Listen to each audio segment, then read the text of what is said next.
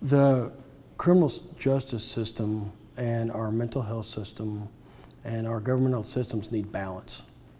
We have to have balance, and we don't have balance. And it takes people from all walks working together as one to find what is the balance for our society. The unfairnesses that resulted from Tremane's trial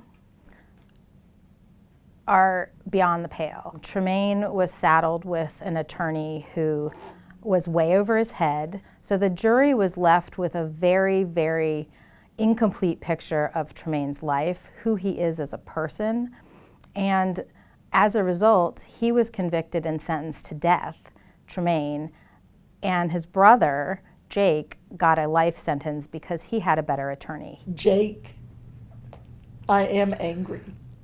Or I was, I'm not now, but I was angry that Jake drug Tremane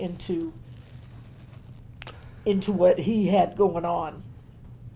Rather devastating, to be honest with you. Just hated to see it that route when it was so preventable.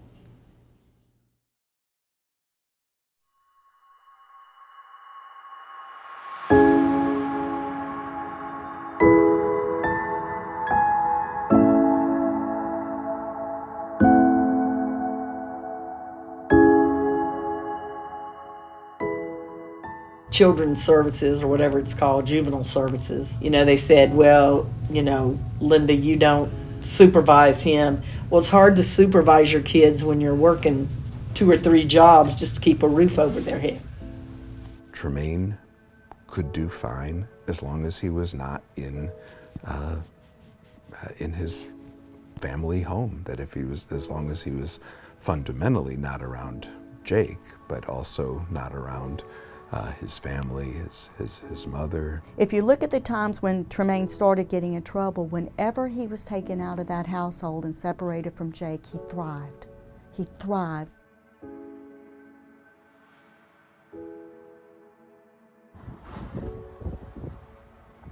It's just a small little ranch, 40 acres, in Wewoka, Oklahoma. I think that anytime you change somebody's living conditions and the culture that they were brought up in, from the streets to a working farm, that it's going to have some type of impact on them, and it shows a completely different way of life, from the gangs to herding cattle. Tremane spent a semester of 9th grade in the home of Jan and Albert in foster care. I'm telling you, when I took Tremane down there, Tremane did not want to go. It was a very long 45-minute ride. That boy did not shut up the whole way. He was mad as hell. But he went and he did it. He could have left at any point in time, but he stayed. And he gave it a shot, and he put forth a lot of effort, and he was successful down there. A lot of the boys were either in gangs or headed to go into gangs, and they were looking for people that would take them to keep them out of that environment and just give them a fresh start, a new outlook on life. We had horses, we had cows, we had pigs, chickens. None of them had ever really been on a ranch, and they all had chores to do that they had to do to basically earn the right to go out on the weekends and that type of thing. Everybody had to pull their own weight. Here's this city boy. He didn't know a tractor from Shinola, okay? But his foster father taught him how to ride this tractor. And here's this kid out there brush hogging, which growing up at the country as I did, brush hogging is not fun. That's not one of the entertaining jobs out in the country. But yet he's out there sitting on this tractor, bouncing up and down, hooping, hollering, singing, brush hogging, having the damn time of his life, like a true teenage kid. His foster parents, Jan and Albert, talked about how well-behaved he was, how helpful. Al boxed Golden Gloves for 15 years. He put a complete gym in the top of the barn for the boys, and speed bag, heavy bag, complete boxing ring. Al used that opportunity of the boxing and the working out to talk with Tremane, to get Tremane to talk, to open up about emotions and feelings and beliefs and behaviors. Everything Al was doing, he wanted to do it with him. I think it teaches them a different outlook on life. He was vice president of his school class. His grades were good. Everything was a turnaround, you know, and people noticed it. He was excelling in sports and academically when he was there, and he loved it there. And it was like freedom, and it was opportunities that he hadn't previously had before. He always says that had he been able to stay in that environment, his life would have turned out completely different. He could have acted up. He could have done bad things. He could have continued the same kind of lifestyle that he did in the streets of Stillwater. He chose to get along with his schoolmates, with his foster brothers, with his foster family. He made those choices. Therefore, it showed that the lifestyle that he wanted. I remember him specifically coming to me at one point wanting to get the gang tattoos removed. That's huge. That was huge because he knew at that point in time, once they were removed, he was going to be ostracized from his family and from his old friends and from his old lifestyle. When you see success like that, unfortunately, very often the reward is family reunification.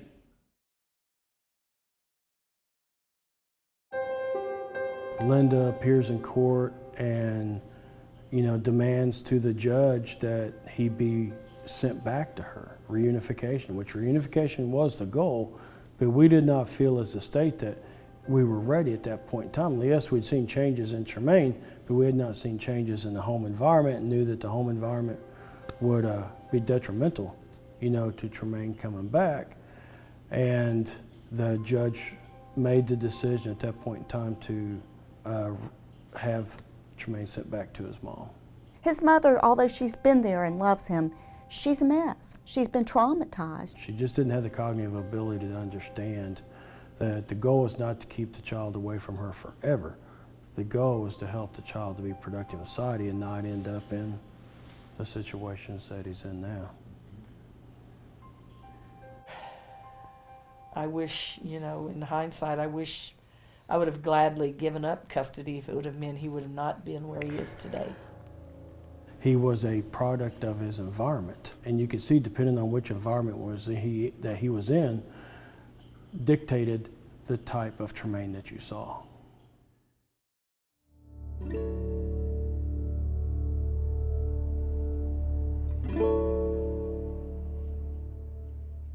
The environment in that home was one of extreme violence, extreme domestic violence and physical abuse of Linda by his father, Raymond Gross. Raymond was one of the meanest, most violent people I have ever known in my lifetime. And my kids, including Tremane, were subjected to watching the abuse. And as little kids, they couldn't do anything about it. Tremane and his brothers witnessed a huge amount of abuse, which is reported by all three brothers and also corroborated by reports from protective services, police reports, hospital records. I remember my dad going in and grabbing my mom and taking her in the bedroom. And he had stripped her naked and tied her to the bed. And he had poured alcohol all over her body and made me stand in the door and watch. And he lit a Zippo that he had in his pocket and told me to tell my mom goodbye and that I would never see her again. Tremane's father, Raymond Gross, was a police officer, and he in fact became the chief of police in Langston, Oklahoma, where the family lived. Tremane said that was the period where the abuse was most horrendous. They felt that there was no recourse, nothing they could do in the face of this, of the violence. I cannot ride by a lake if it's windy and the water is choppy. I have an anxiety attack because he used to tell me, I will kill you and drop you in the water and no one will ever find you. The mother had her nose broken, teeth taken out, choked, sodomized. And I asked Tremane, you know, what did he remember when these things happened? Some kids hide. He remembered hiding, but he always remembered Jake being there and protecting him. It's really hard to parent your kids when you're in survival mode. You know, there's a saying that says everybody dies, but not everybody lives. And we weren't living, we were just surviving, just trying to stay alive for another day. The three brothers, and particularly the younger two, Jake and Tremane, became kind of their own unit for survival. Became, here's what we need to do to get by, to survive these horrors.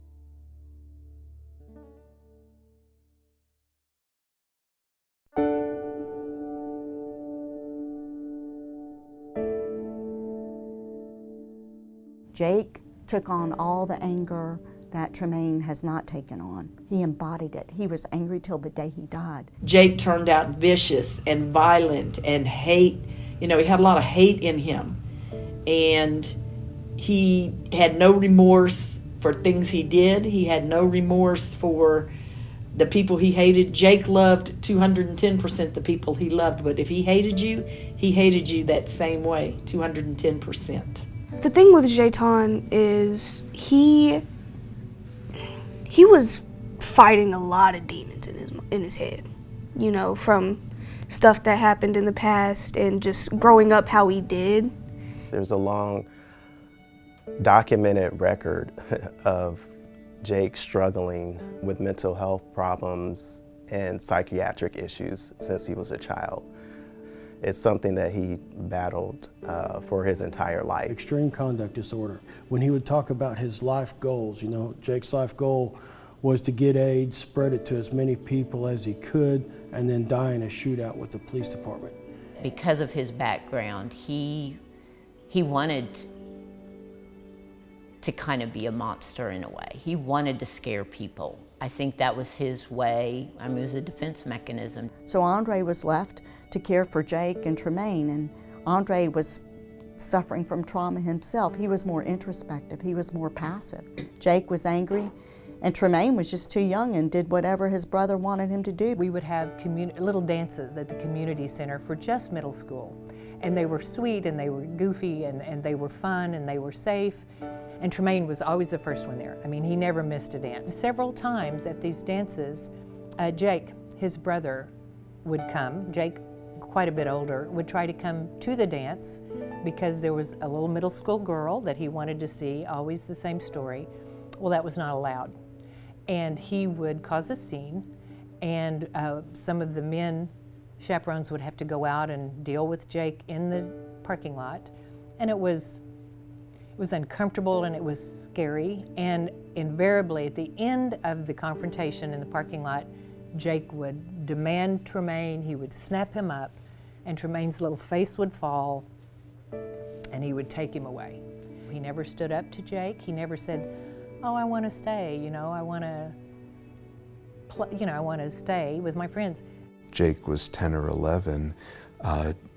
Jake had gotten involved in gangs and promptly brought his brother into it as well. If I had a big brother that gang banged, you know, looking up to him and, you know, his influence and me seeing like everybody that's in the neighborhood, you know, respecting him and loving him and nobody fucks with him, then that's gonna influence you to be in the gang because nobody not gonna fuck with you, you know what I'm saying? That's who Jake was. He was aggressive and violent and really loved the gang life. Jake didn't play no games. Like, I would be scared of his presence, you know, just him walking in the room. He presented himself as a god. Like, he wanted you to look up to him, like you obeyed what he said. Like, it was his rules and it was his life and you were gonna live by that. His brother Jake came to see him twice while Tremane was in our care. I didn't have good feelings about him. He was still reminded me of the gangster type, real big and boisterous and wanting to be in control of Trey and everything. Trey's whole demeanor changed when Jake was here. He liked having people under his control and him being the ringleader. And he pretty much was. He dictated the mood in the home. You know, if he was in a good mood, everything was okay. He was in a bad mood, life was miserable over there. Jake was the driving, dominating force in the relationship. Tremane was the follower. His brother was his protector. His brother really did try to help him, but not in the ways that you and I would want for our children. Jake taught him how to be street smart, taught him how to survive. That's who Jake was, as opposed to who Tremane was, is somebody who's wanting to make sure everybody's okay, looking out for people. And he was always considerate, I would say. He was considerate. He cared. I remember Tremane as being just sweet. Yeah, And sweet. I too have taught middle school, and sweet is not often a word that is applied to middle school boys. In his 6th grade year, he came lugging into my classroom a handmade Valentine card that was as tall as he was. It was from the ground like this, and he had carefully and curated this Valentine, and it was just the most special thing. Tremane was a very quiet kid. He didn't cause a lot of ruckus. He was a follower. I always considered Trey sort of a pacifist. He didn't like trouble, didn't want to be involved where there was trouble. Tremane on the other side is a child that was still wanting to be a child, still wanting to be a teenager, and had a lot of potential for growth and to be a rightful, upstanding citizen of our community.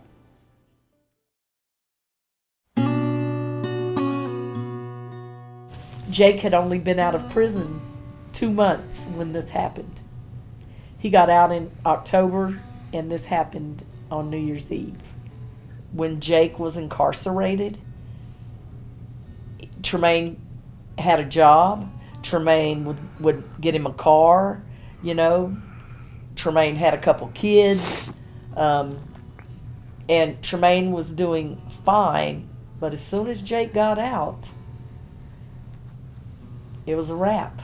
My best friend, we were going to my sister Mona's house, spending New Year's Eve with her. Tremane was there. We were trying to get him to leave and go with us. Jake ended up popping up, and Maine's eyes lit up. We were trying to rush out, telling Tremane, like, hey, come on, you know, go back to my house. I had a big house, and we're gonna go party. But Jake, looking at Maine, like, he was just like, you can go get some money? Come on, let's go get this money, Nick, let's go get this money. And he just kept on antagonizing him, telling him, don't be a pussy, don't do this, come on, let's go get this money, come on, let's ride. And eventually Maine gave in, and he left with his brother and didn't leave with us. So I'd always felt like Jake was going to be the downfall of Tremane. I knew Tremane would always follow him. I mean, Tremane loved Jake. He hated him at times for his actions, but deep down he loved him because he stayed with him. He didn't have to. The reason Maine just, you know, gave in, just went with Jake instead of coming with us, because he, you know, he missed his brother. He just got out, you know, he didn't want to look like a, you know, a punk. I'm not sure who contacted me and told me that he was in jail, and everybody said, you know, that's not Trey. That sounds more like Jake. I was not surprised that Jake killed someone, because Jake was involved in a lot of criminal activity. Tremane had been in trouble. He'd been to prison, but robbery was not Tremane's MO. It wasn't. That was Jake's MO. Never, ever, ever in Tremane's 44 years of life has he ever thought about going out and killing someone and robbing them. Tremane is very remorseful. Even though he didn't kill the victim, he knows that he was part of it by being there, by having his brother, not stopping his brother. And he talks about the trauma he calls the living victim, and that's who he focuses on. He focuses on the person who witnessed this, the other victim, and how much trauma he probably has. And Tremane, having been through trauma too, knows that his actions have scarred this man for life, and he's very sorry about that. Tremane is not angry at his brother. He doesn't blame him. He blames only himself. He says, none of this would have happened if I had only been able, if I had only been strong enough to say no to Jake. And he wasn't, and he holds himself fully accountable for all the tragedies that ensued. He feels extremely remorseful for being involved with his brother and wishes, that he could take that back. We know from talking to other individuals who, saw him after the crime, shortly thereafter, that he was just beside himself, crying, upset. The next morning, Tremane was there. He came out the room and he was just like distraught, and I'm like, what's wrong? What's wrong with him? And we ended up leaving, taking him somewhere. He was like in the car. I was driving. He was crying. He was crying really bad and just shaking in the back seat, and just I'm looking in my mirror like, damn, cousin, what's going on? What's going on? He's freaking out, and then he just throws up on me, and I'm like, what the hell? And I slam on the brakes. I'm like, what's going on? And he just kept screaming, nobody was supposed to die. Nobody was supposed to die. And I'm like, what's going on? At that point, I got out, told my sister to drive so I can, kind of clean myself up. And so I sat in the back with him, and she started driving, and he was just holding me and just crying, and I kept saying, it's gonna be okay, it's gonna be okay. He was just, I had never seen Maine like that. I've never seen him like that. Jake had no remorse. He was like, he told us one time, I don't give a damn about that boy that died. I don't care how it affected his mom. All I care is that my little brother got caught up in this and how it affected my mom. He didn't care who he hurt. No, Jake was not no, he would not. He's apologized for what? He don't give a fuck. I mean, excuse my language, but he don't care. You're in his space. This is his world, you live in it.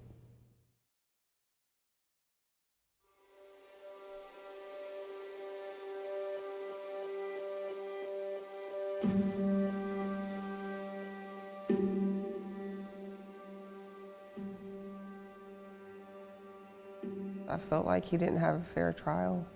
And I still feel bad to this day because it would have made a difference. It was pretty shocking to learn about the lack of investigation, the lack of preparation that took place in Tremane's case. During the time that John Albert was representing Tremane Wood and other defendants in death penalty cases, he had been struggling in his personal life, and it had bled over to a great degree into his professional life. My son sat in the county jail for 2 years waiting to go to trial on this capital murder charge, and he never went and saw him one time. He never filed any motions. He never did anything. There was so much mitigation. If a jury just would have heard some of the things we've talked about, Tremane wouldn't be on death row today.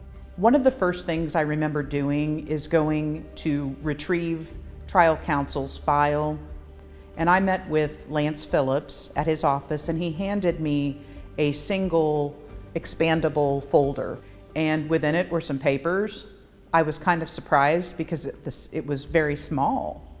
I expected it to be in boxes, and it was not. Our files in that case and in all of my death penalty cases are banker boxes, file. One of the things that was glaringly absent from the file that I received from Tremane's trial counsel were the records of his foster care. I don't remember how many pages of records were there when we finally received them, but it was knocking on the door of 1,000 pages of record material. Within those records, witnesses were identified. None of these witnesses had been contacted or interviewed by Tremane Wood's trial team. Some of them were extremely favorable.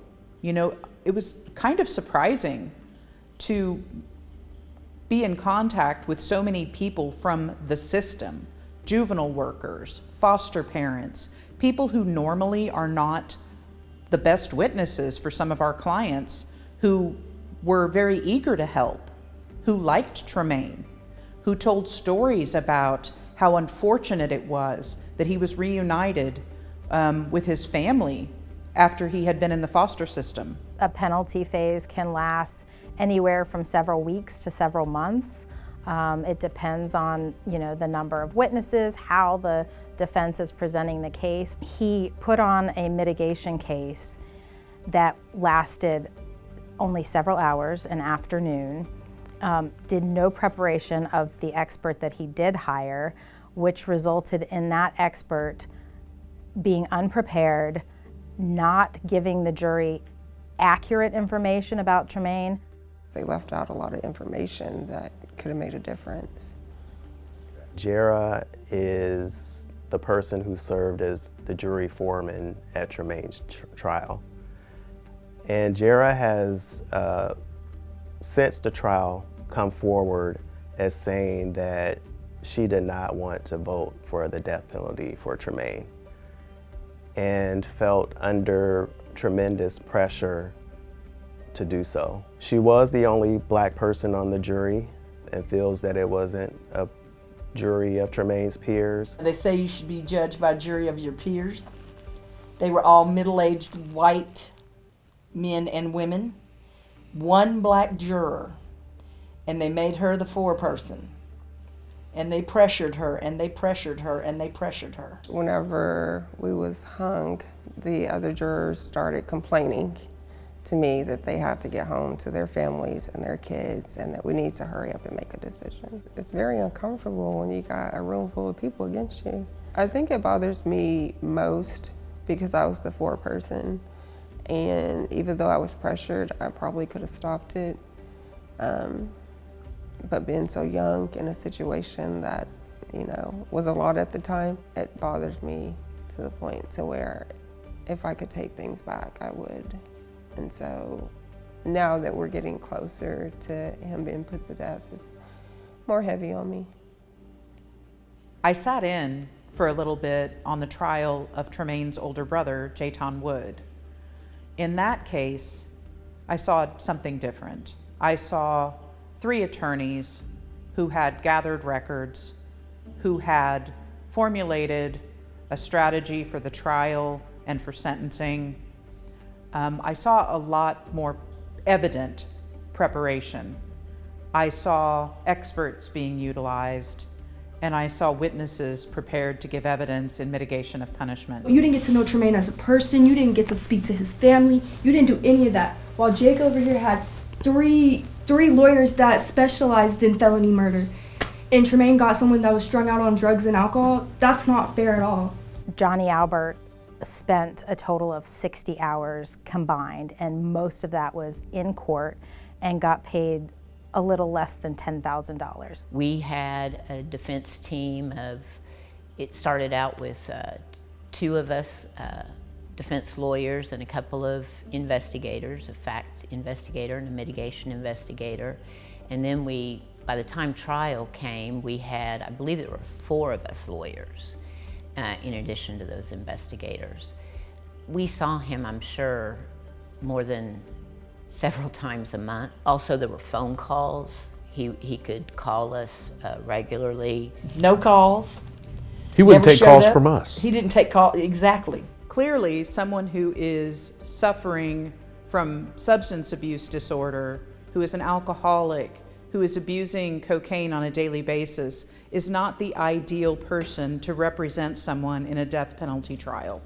He just shouldn't have been doing capital murder trials at that time, at least. We know that had things been just a little bit different with timing, that Tremane would have gotten relief on his ineffective assistance of counsel claim because there were 2 other men facing death sentences who Johnny Albert represented at the same time he was representing Tremane. A defendant by the name of James Fisher and another by the name of Carrie Littlejohn. I was assigned and worked on all of those cases. At the end of the day, they all received appellate relief of some form. And those 2 men got relief on claims of ineffective assistance of counsel because Johnny Albert was using substances, abusing substances at that time, and did not do what he needed to do to prepare for trial. And how anyone could say Tremane received adequate counsel with that lawyer is unbelievable to me. In order to prove that Tremane was denied this constitutional right to counsel, his attorneys during that proceeding put on Johnny Albert. Johnny Albert was drunk, high, beaten up, and in very bad shape at that hearing, and was not entirely truthful. And he was worried about his bar license. Prior to him taking the stand and testifying, he had signed an affidavit saying that he had not done a good job as Tremane's trial lawyer. But because of what was going on in his personal life and him having exposure to consequences, perhaps to his bar license, due to the ongoing situation, he was, I think, a little bit bullied into withdrawing the affidavit. Within a week or 2 after the evidentiary hearing, Johnny Albert decided to get sober, and he went into a program and ended up becoming sober. Had he had his evidentiary hearing 2 weeks later, that evidence would have come out, and Tremane most likely would have not been on death row, and his death sentence would have been reversed.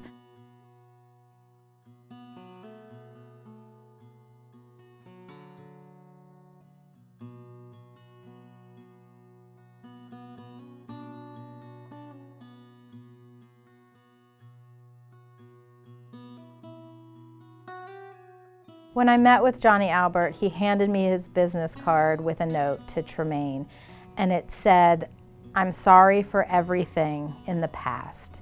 You got me at a bad time, and it's not your fault. It's mine."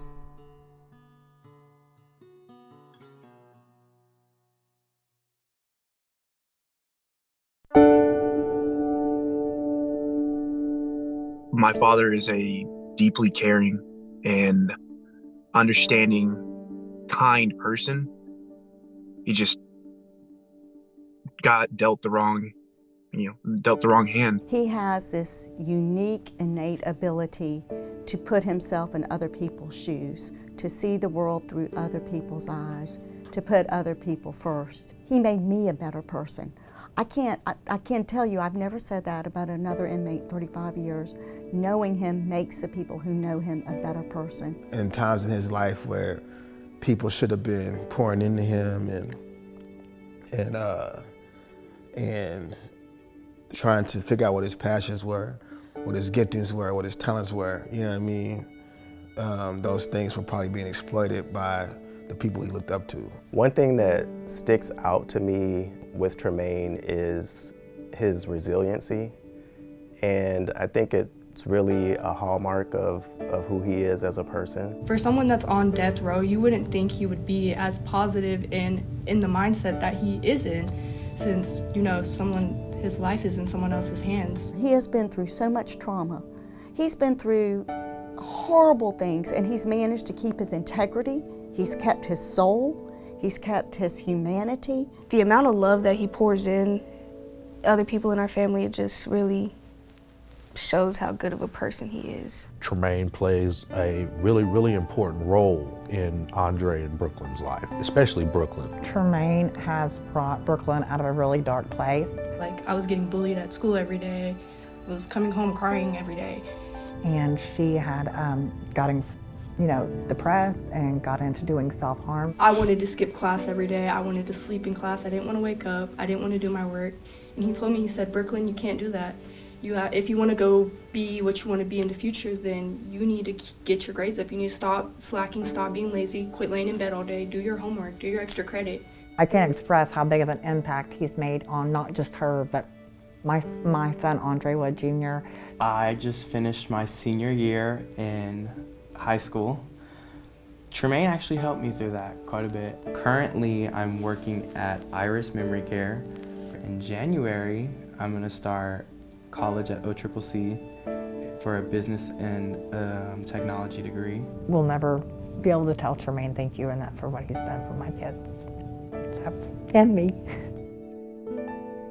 He told me that his goal was to be the little voice in their ears, that he wanted to be, when they grew up and he was gone, he wanted to be the person talking sense to them, telling them to do the right thing. He's a grandfather, which, oh, that blows my mind. I brought my daughter. She was maybe 2 or 3 months old. She was just no bigger than two palms. We get in there, and his face, it looks like he didn't want to cry, but he couldn't help himself at the same time. But he looked overjoyed to see her, because I guess he had never seen any of his grandkids before. He's been taking college courses. He's really proud of that.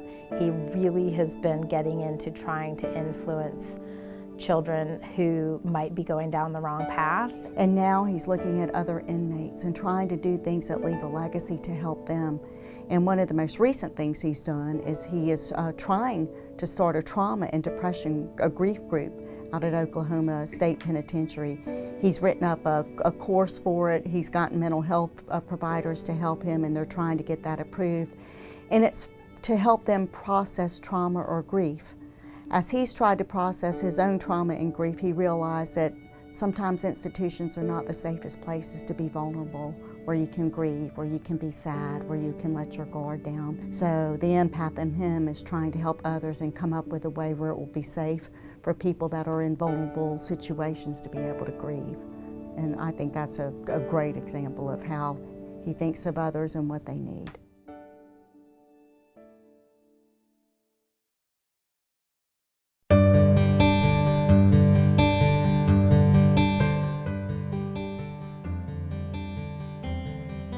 I would like to see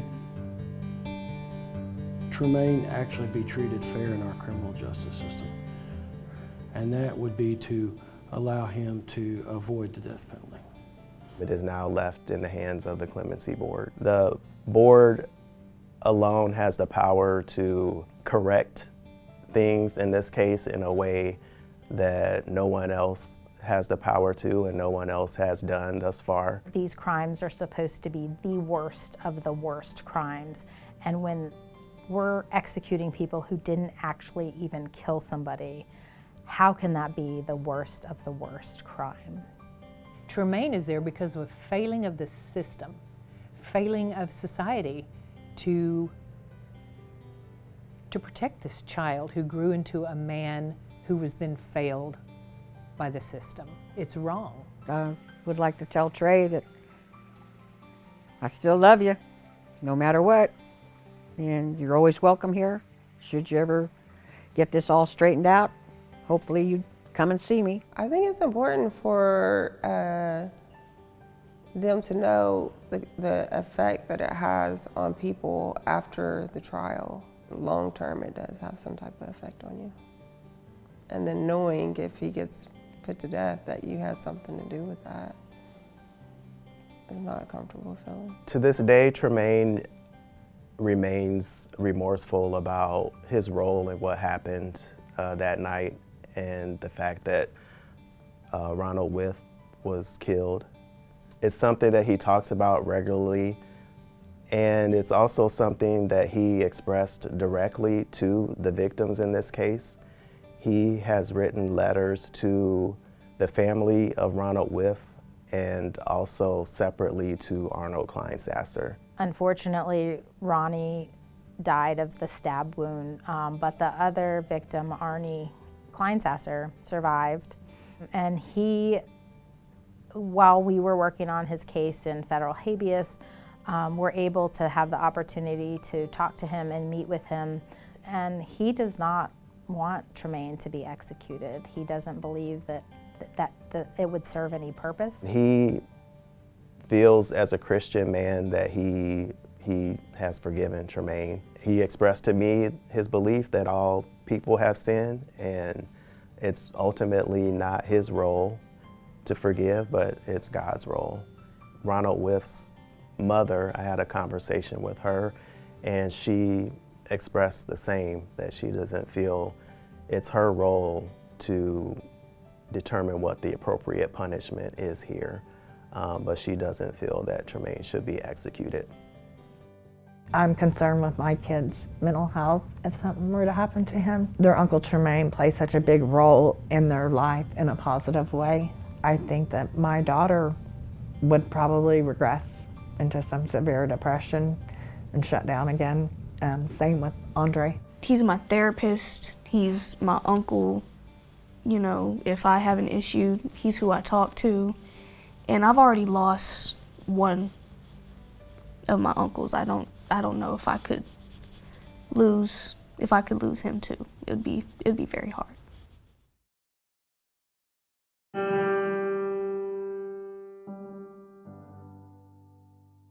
He was a really damaged person, and he felt a lot of guilt for Tremane ending up on death row. For Jake, Tremane's life had value. He loved him deeply. He felt responsible for Tremane being in the situation Tremane's in. Tremane suffered immensely when his brother died. He suffered immensely. He didn't talk, he didn't eat. It took him a while to get over Jake dying. He's the truest form of himself since his brother passed away, because he feels like, or he felt like, he was living like as an extension of his brother, of Jake, not as his own being. He's not that 19-year-old boy anymore, and there's not Jake around. There is no one. He speaks for himself now, and like he said, he's been busy building bridges. He is, you know, a lot of the reason, you know, his mom gets up in the morning still after his brother passing. So I have a really big hole in my heart from Jake dying. And if Tremane dies, then that's 2/3 of my heart gone, and it's hard to live on 1/3 of a heart.